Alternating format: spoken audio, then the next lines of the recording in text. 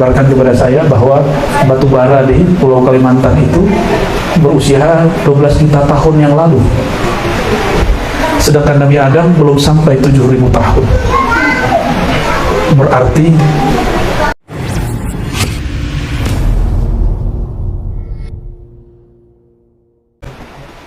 ketika tinggal di surga, diriwayatkan oleh Imam Hakim, hadis ini sudah sering kita dengar dan disebutkan kisahnya di dalam semua kitab-kitab maulid. Namun tanda kita cinta kepada baginda Nabi Muhammad SAW, kisah ini kita ulang supaya rindu tumbuh, ma'rifat subuh. Sayyidina Adam alaihissalam, awal basyari, manusia pertama. Sebelum beliau sudah ada makhluk di sini. Kata Abah Amiruddin, beliau kakek moyangnya berasal dari Kalimantan, dari Banjar. Orang Banjar mengabarkan kepada saya bahwa batu bara di Pulau Kalimantan itu berusia 12 juta tahun yang lalu, sedangkan Nabi Adam belum sampai 7.000 tahun. Berarti sudah ada kehidupan sebelum Nabi Adam alaihissalam. Batu bara itu bahannya apa? Fosil. Fosil-fosil lama. Bisa hewan, bisa tumbuhan. Makanya batu-batu mulia, batu-batu berharga yang bagus dipakai untuk cincin pun yang terbaik salah satunya di Pulau Kalimantan. Kalau di Pulau Sumatera ini batu baranya lebih mudah. Makanya ahli-ahli geologi, ahli bumi mengatakan bahwa Sumatera ini tanahnya lain dengan tanah Kalimantan, dulu bersatu dengan wilayah lain lalu berpisah. Lalu sebelum Nabi Adam siapa yang hidup di muka bumi? Itulah yang disebut manusia pra sejarah. Namun sayang, siapa namanya yang menemukan fosil-fosil itu? Makhluk manusia-manusia yang dia sebut manusia kera itu siapa namanya? Darwin. Oh, ingat ya, berarti semuanya belajar ya. Mas Darwin ya. Mas Darwin ini orang Rusia. Dia kemudian ngumpulin fosil-fosil daripada manusia-manusia yang disebut manusia kera. Kalau saya sebutnya bukan manusia kera, sebut saja manusia pra-Adam. Manusia pra-Adam. Awalnya berbentuk burung, tapi kata si Mas Darwin ini, burungnya berubah menjadi bentuk monyet. Untuk kera, dari keranya, kera bongkok, sampai kepada keranya agak sedikit miring, sampai tegak. Tapi disambung-sambungin. Jadi datanya, materinya beneran, cuma dia cocok-cocokin, nyambung-nyambungin yang nggak pas. Jadi benar, sebelum Nabi Adam sudah ada makhluk mirip dengan kita, tapi bukan manusia Adami. Jadi ada manusia sebelum Adam, mirip kera betul, tapi bukan kera juga. Nah, kita beruntung bukan bagian dari mereka ya. Sayyidina Adam sangat sempurna. Nah, inilah keturunan yang di depan saya ini. Benar, ini keturunan mana nih? Keturunan yang mirip kera itu yang mana nih? Enggak ya? Enggak, kita keturunan Sayyidina Adam. Cuma orang, ada yang mencukupkan pengetahuannya sampai Nabi Adam, tidak mau membahas lebih panjang. Padahal tadi, berapa umur batu bara? Sekitar 12 juta ribu tahun. Saya nggak tahu itu berapa tuh hitungnya. Itu baru satu informasi, baru salah satu jenis batu bara. Mungkin ada yang lebih tua. Berarti bumi ini sudah berkali-kali ada makhluk, ganti lagi makhluk, ganti lagi makhluk. Jadi dulu makhluk prasejarah itu diciptakan Allah, umurnya panjang ribuan tahun. Hidup sampai mati, Allah ciptakan lagi yang baru. Bukan dia berubah wujud, mati Allah ciptakan lagi yang baru. Begitu yang lebih tepat ya. Tatkala dicipta Sayyidina Adam ini dicipta dari 4 unsur, tapi yang dominan, pembalut semua unsur itu, penyatu semua unsur itu adalah unsur tanah.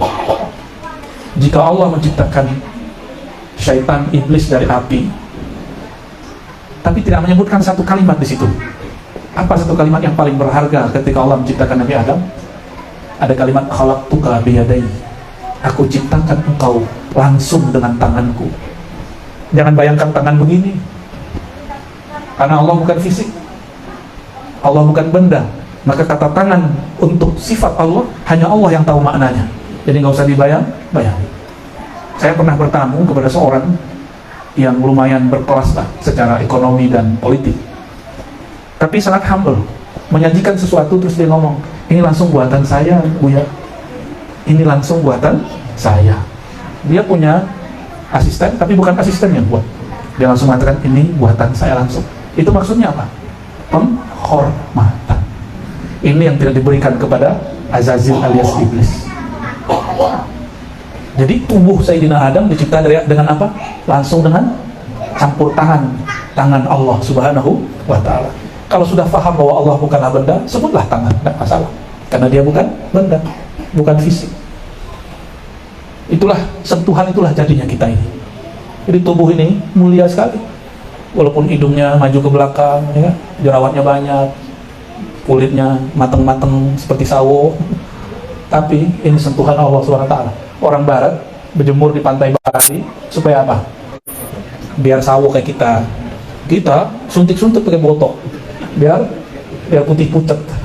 Tapi urusan orang-orang lain. Di Prancis perempuan-perempuannya nggak terlalu tinggi, tapi hidungnya bangir. Hidungnya terlalu maju, tapi bukan kayak Pinocchio. Di Korea Selatan kulitnya putih-putih, gadis-gadisnya, tapi hidungnya lebar-lebar. Mereka pengen hidung seperti orang Eropa. Diapain? Diperempat. Sama, yang di Prancis ngurangin, yang di Korea majuin. Kita nggak usah lah ya. Ini sudah sempurna untuk kita. Bentuk ini sudah sempurna untuk kita, jadi nggak usah diapa-apain. Ternyata Allah menciptakan dan menyebutkan kata tangan. Disitulah Allah Subhanahu wa ta'ala mengambil huruf-huruf dari Nabi Muhammad SAW. Maka tubuh kita ini tidak lepas dari huruf-huruf itu. Maka kalau ahli-ahli ma'rifat mengatakan tubuhmu itu sebenarnya zahir dari nama Sayyidina Muhammad SAW. Maka Sayyidina Adam dicipta sempurna. Ketika melirik ke atas terlihatlah aras. Di aras tertuliskan La ilaha illallah Muhammadur Rasulullah. Apa kata beliau? Tidak mungkin nama setelah Allah kecuali nama makhluk paling mulia. Maka beliau ketika menikahi nenek kita, ibunda kita Sayyidatuna Hawa, wanita tercantik di alam semesta. Sampai hari ini kecantikan ibu-ibu itu, perempuan, gadis-gadis, hanya sekian 0,00 sekian persen dari kecantikannya. Sayyidatuna Hawa tidak boleh disentuh sampai kemudian Sayyidina Adam bersolawat kepada Sayyidina Muhammad SAW. Bayangkan selevel Nabi Adam, maharnya solawat. Berarti solawat itu berharga atau bukan? Mau kaya dunia akhirat ya? Mau? Kayaknya urusan kaya pada seneng kalau urusan kaya, nggak mau udah susah ya. Kalau saya atau bapak-bapak ini menikah, perempuan minta mahar, pasti dia minta mahar yang berharga menurut dia, benar? Ini maharnya solawat. Berarti tidak ada waktu itu di surga yang lebih mulia daripada bersolawat kepada Nabi Muhammad SAW. Itulah sebabnya tadi sebelum mahal qiyam ditumbuhkan dulu kebun-kebun surga, pohon-pohon surga, dibacalah subhanallah walhamdulillah wala ilaha illallah wallahu akbar. Itu adalah pohon-pohon surga. Pohon-pohon surga tumbuh kalau kita baca subhanallah. Cuma kan nggak lihat ya. Ada yang disebut passive income ya. Passive income kata orang. Maksudnya kita dapat nilai, dapat keuntungan, tapi kita nggak buat apa-apa, tinggal tiduran aja, tinggal mencet-mencet handphone doang, tinggal nelfon doang. Kenapa banyak hari ini orang berjualan, berniaga, berbisnis, jualan dia apa? Ayo bangun passive income. Tapi jarang yang mau membangkitkan semangat untuk passive income urusan yang akhirat. Padahal mudah, modalnya nggak ada. Modalnya cuma mengatakan subhanallah walhamdulillah wala ilaha illallah wallahu akbar. Sepanjang saya jalan dari Sumatera Barat ke Riau sampai di Pekanbaru, lanjut lagi ke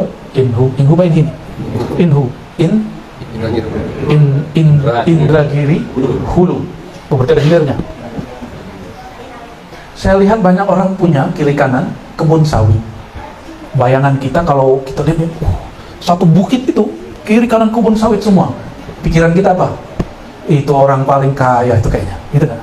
Maka benar, mobil-mobil yang jarang kelihatan di Sumatera Barat kelihatan di Riau.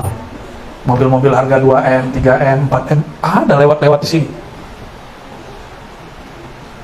Maksudnya sederhana. Kita kalau lihat orang punya pohon dan tanahnya luas, kita bilang apa? Itu orang kaya raya. Terus bedanya apa kita dengan pengikut Nabi Musa yang terpana dengan Qarun? Apa kata pengikut Nabi Musa? Ya Allah, itu punya siapa itu? Yang lain jawab, itu punya Qarun. Lalu mereka mengatakan, coba kita punya dikit aja, 3 hektar, 5 hektar, 10 hektar aja punya si Qarun. Udah tinggal tidur pasif in, tinggal nanti telepon-telepon doang. Ayo bahas gitu doang kan. Bayangan kita, benar nggak? Kenapa kisah ini diulang?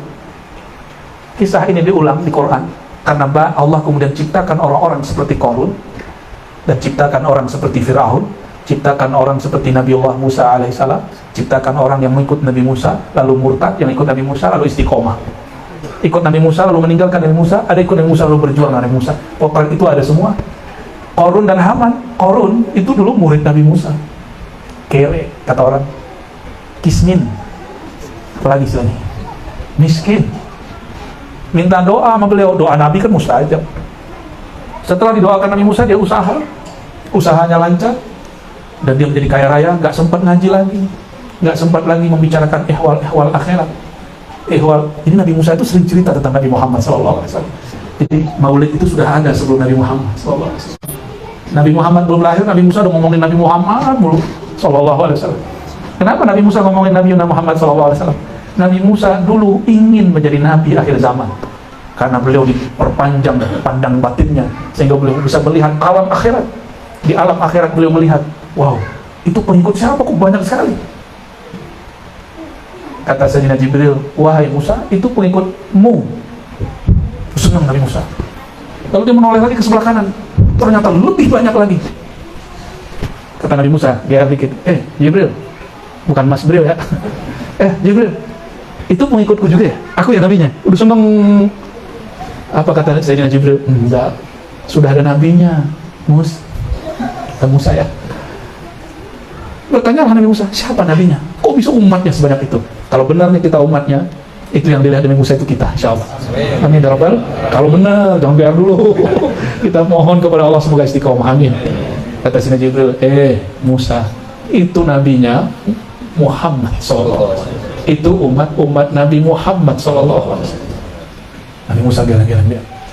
Di riwayat lain, Nabi Musa berdoa, ya Allah, itu umat banyak sekali, jadikan aku nabinya. Ini sering saya kisahkan, tapi mengisahkan ini gak pernah puas. Girang kita bukan main. Inilah hebatnya Sayyidina Muhammad SAW, menceritakan beliau gak ada habisnya. Karena beliaulah permata yang dulu menjadi mahar surga. Sebut namanya menjadi permata, sehingga boleh menjadikan mahar. Walaupun gadis-gadis sekarang tidak mau dinikahin pakai sholawat, tapi kalau yang ngerti disolawatin 5 kali mau. Nah begitulah ya, kami gak makan sholawat pak. Kata Sayyidina Musa, ya Allah, coba jadikan aku nabi akhir zaman. Gak diizinkan Allah, sudah ada nabinya Nabi Muhammad. Apa kata Nabi Musa? Ya Rabb, kalau begitu jadikan aku salah satu umat akhir zaman. Kalau doa Nabi mustajab nggak? Maka Nabi berkalam, para wali, para ulama adalah pewaris para nabi. Maka Nabi Musa Allah munculkan kembali karena tidak ada ajaran tanasukh, reinkarnasi, lahir dalam tubuh yang baru. Maka Allah izinkan arwah para anbiya membersamai wali-wali, ulama-ulama akhir zaman. Kalau ruhani mereka kuat, kalau nggak kuat, ruhnya pergi lagi, cari lagi siapa yang kuat membersamainya. Tapi bukan reinkarnasi ya. Jadi tidak seperti yang dibayangkan sebagian orang, tubuh ini lalu ruhnya nyatu ke badan. Enggak, ruh itu cuma berkait dengan badan. Jika ruh kita ini mampu mewarisi spiritual semangat para nabi terdahulu, Allah akan kirim seorang nabi membersamai kita.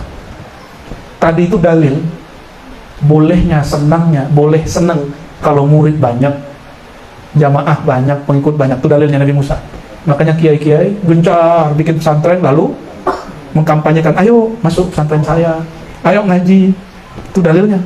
Bukan untuk dirinya, tapi untuk siapa? Untuk umat itu sendiri. Itu bedanya. Semoga kiai-kiai sekarang banyakin murid bukan untuk kepuasan batinnya, tapi untuk mewarisi amal-amal Nabi Musa, Nabi Muhammad sallallahu alaihi wasallam. Apabila bersolawat kepada Nabi jadi mahar dan sah loh ya? Berarti perempuan paling cantik ini dihargai dengan amal paling mulia di surga. Maka jika dia lahir ke muka bumi, melahirkan anak, itu berkat apa tadi? Berkat sholawat. Jadi yang ngalir di tubuh kita ini, itu berkah sholawat Nabi Musa, Nabi Adam alaihi assalam. Satu tetes di tubuh kita, satu rambut di badan ini, semuanya berkah sholawat Nabi Adam. Satu kali sholawat 10 nur terbit. Berarti ketika Sayyidina Adam bersolawat, berapa nur terbit saat itu. Itulah yang membuat dirinya sah menggauli Sayyidatuna Hawa alaihassalam. Itulah yang mengalir dan berkah sampai hari ini di tubuh kita. Maka kita katakan salatullah wa salamu alaika ya Sayyidina Adam. Salam dan salawat juga atas engkau wahai kakek kami, ayahanda kami Adam. Karena salawat beliaulah kita ada hari ini. Alhamdulillah. Jika bersolawat saja berkahnya sampai sekarang, kira-kira yang disolawatin lebih berkah nggak?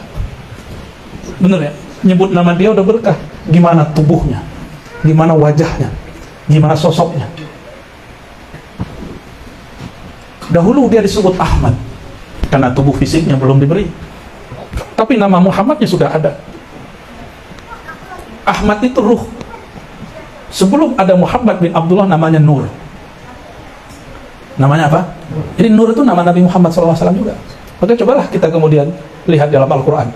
Hampir semua lafaz menyebutkan Nur, cuma beberapa, kecuali mengarah kepada Sayyidina Muhammad SAW. Dan beliau juga berdoa, ya Allah jadikan aku Nur. Maka kita juga mengatakan Allahumma sholli ala Sayyidina Muhammad Nuril Anwar. Ya Allah sampaikan salam kami kepada Sayyidina Muhammad, Nur sumbernya semua cahaya. Allahumma sholli ala Sayyidina Muhammad. Oleh karena itu Sayyidi Syekh Abdul Hasan Asyazili dalam pengalaman rohaninya, dia melihat Nabi Muhammad SAW itu seperti nur dan mengalir di alam semesta. Maka dulu kata Datuk Kelampaian Syekh Muhammad Arsyad Al-Banjari, dan diulang kembali oleh Abah Guru Sekumpulnya, ada fotonya di sini. Jauh ke Sumatera, temu lagi foto beliau. Alhamdulillah. Saya masuk hutan Kalimantan, ketemu seseorang yang masya Allah zuhud, ada foto beliau. Ajaib lah. Ditanya oleh sahabat kita, ini foto dari mana? Kata orang ini, yang punya foto nganterin. Loh, yang punya foto kan sudah wafat. Wallahu alam, maksud dia saya nggak ngerti ya. Wallahu alam bis-shawab. Apa kata beliau? Ini kata ulama juga dari dulu. Tidak ada satu biji zarah pun, satu debu pun, satu tetes air pun di alam semesta, melainkan di situ ada percikan nur Sayyidina Muhammad SAW. Tubuh ini nur yang dipegang oleh Allah Subhanahu Wa Taala. Nur liatnya. Bagaimana dengan kolbu kita? Bagaimana dengan ruh? Ini ada kaitan-kaitan semua. Maka apabila seseorang ingin mengenal Nabi Muhammad SAW, selain mengisahkan hidupnya, dia harus membawakan manakah nur itu pada dirinya. Di salah satu jalan menuju Allah, menyadari bahwa satu tetes di tubuh ini, satu sel di badan ini, sumsum di badan ini, semuanya tercipta berasal dari nur Sayyidina Muhammad SAW. Dan nur itu dikumpulkan dan dipancarkan lewat wajah. Makanya dilarang seseorang memukul wajah. Kata Nabi SAW, la tadribu al-wajah, iyakum, hati-hati jauhi mukul wajah. Fa inna Adam khuliqa ala suratul Rahman. Karena Sayyidina Adam diciptakan, kalau tadi ya, sekarang kalimatnya lebih dahsyat lagi. Adam itu dicipta dengan suratan, surah kasih sayang Allah.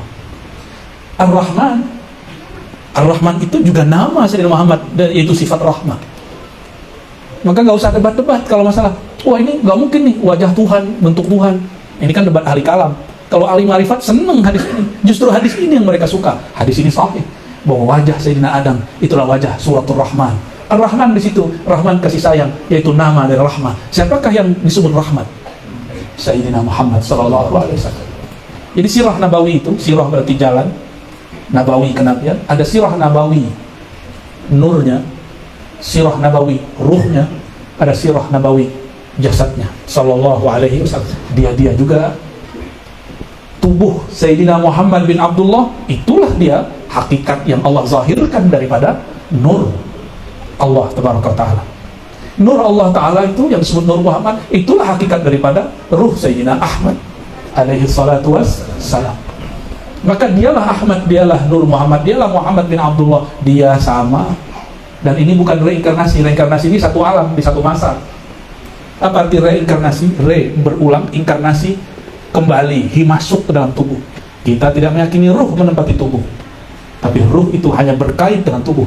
Jika kainnya diputus, namanya kematian. Berat nggak nih? Enggak kan? Asik kan? Padahal masih muda-muda tuh di belakang. Asik loh ngaji Nabi Muhammad SAW. Nggak mesti tua ngaji Nabi Muhammad SAW. Justru kalau udah tambah tua, tambah loading. Mumpung masih muda, mahir-mahirkan ilmu ini. Nanti mau jadi apa terserah. Pasti balik-balik jadi umat Nabi Muhammad SAW. Kita udah ketemu sama orang paling Badung di Jawa sana. Balik, pas nyebut Nabi Muhammad SAW nangis. Yang ngaji kitab tiap hari diajak sebut Nabi Muhammad SAW, nggak merinding, nggak menangis, aneh. Kenapa? Yang bandel ini, yang pemaksiat ini, dia sadar dirinya bermaksiat, dia ingin kembali kepada Allah, dia merasa hina di hadapan Allah. Nangis-nangis ketemu kita, peluk-peluk saya. Dia nggak tahu kalau saya juga banyak maksiat.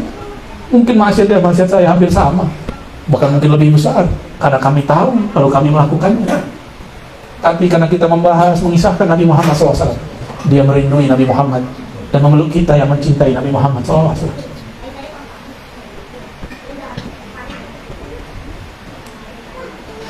Jadi Nabi Muhammad bin Abdullah sama dia juga yang disebut Nur Muhammad SAW. Maka mengisahkan bagian manapun juga sama dia juga. Mengisahkan tentang jasad Nabi Muhammad pakai ilmu sirah, tarikh namanya sejarah. Mengisahkan nur Nabi Muhammad SAW pakai ilmu hakikat.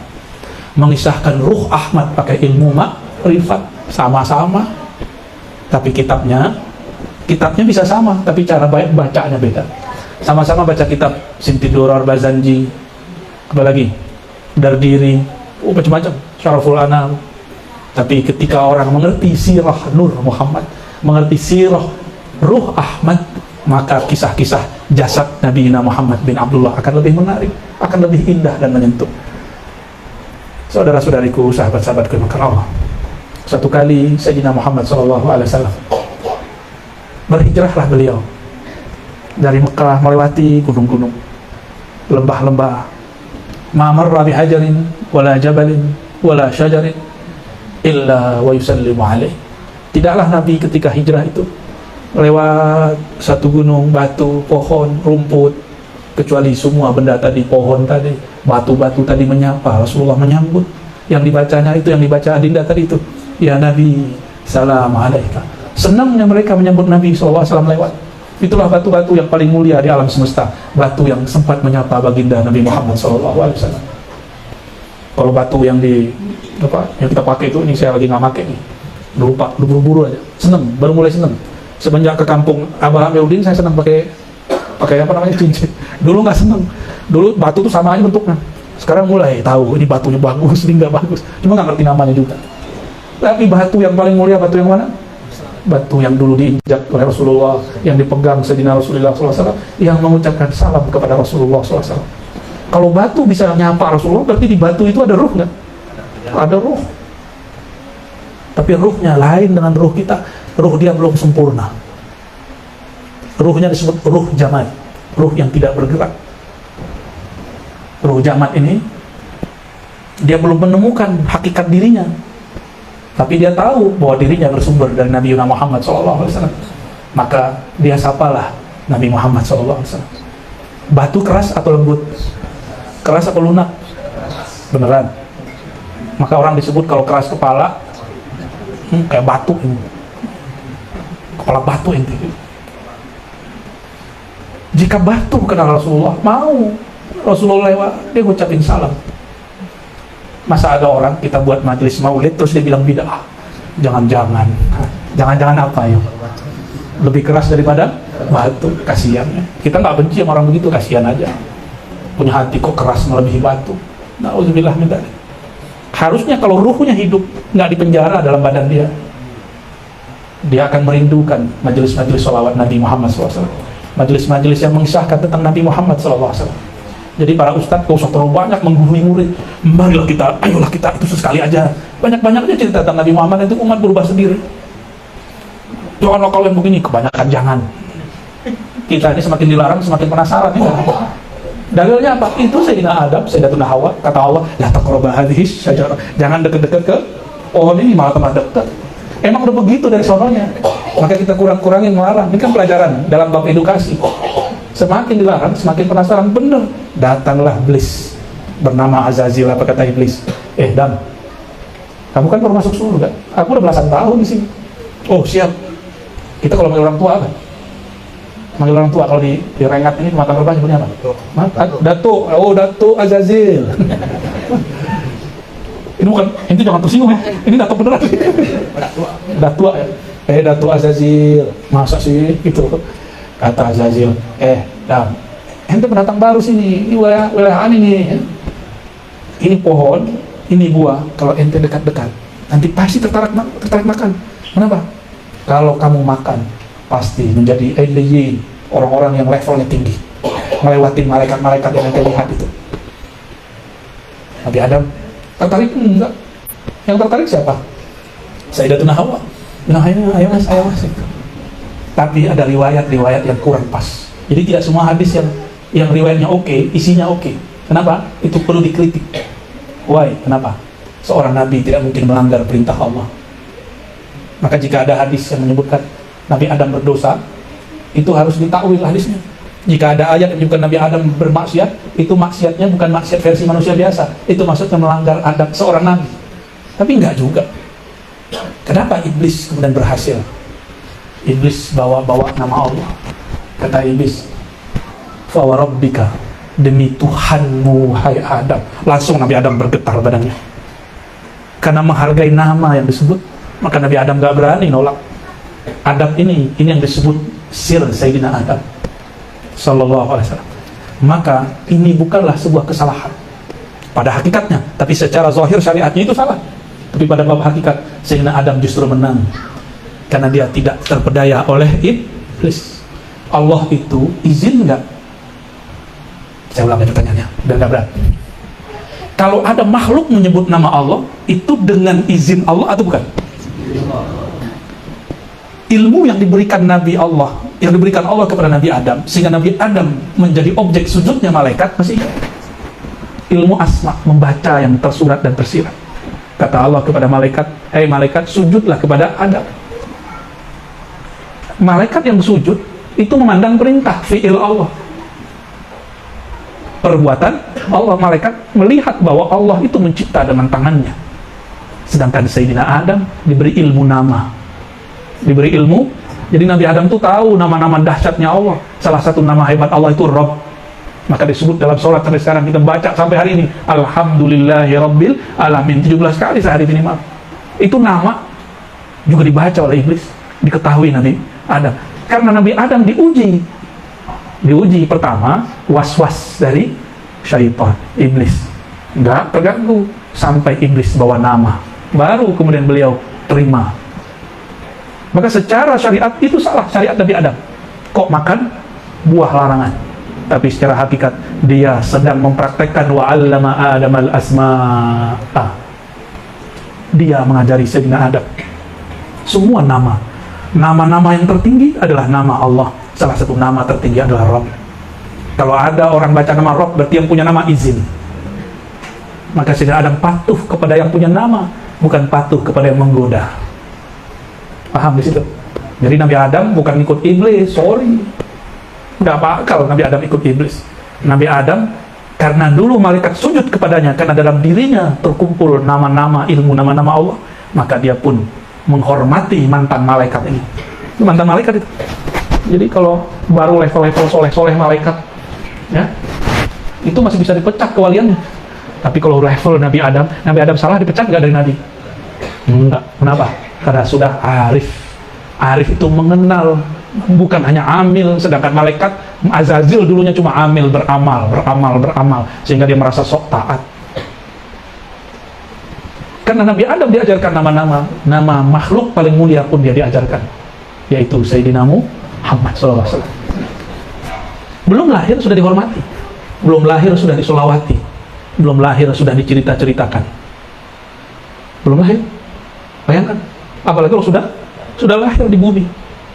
Maka anehlah hari ini orang-orang